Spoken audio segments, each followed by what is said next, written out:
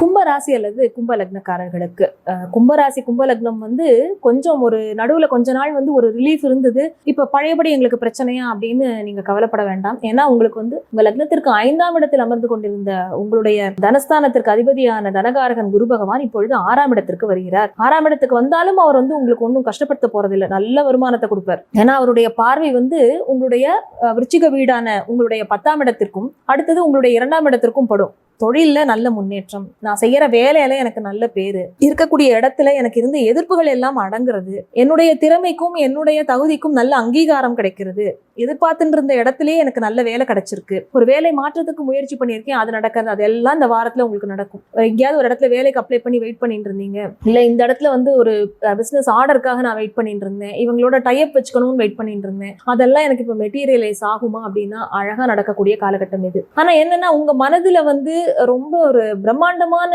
Plans நீங்க வச்சுட்டு இருப்பீங்க. அவங்களுடைய மன வேகத்துக்கு ஏற்ற மாதிரி அது போகாது. அதுக்காக அது வந்து ரொம்ப ஸ்லோவா போகுமே ஒழிய அது நடக்காது அப்படின்னு நம்ம சொல்றதுக்கு இல்லை. 6ஆம் இடத்தில் வந்து அமர்ந்து இருக்கக்கூடிய குரு பகவான் என்ன பண்ணுவார்னா, சில பேருக்கு வந்து புதிய கடன்களை உருவாக்குவார். அது வந்து உங்களுடைய குடும்பத்தினுடைய சந்தோஷத்திற்காகவும் உங்களுடைய குடும்ப தேவைகளுக்காகவும் அந்த கடன், அல்லது உங்களுடைய தொழிலில் ஒரு போடக்கூடிய முதலீடுக்காகவும் அந்த கடன்கிறது இருக்கலாம்.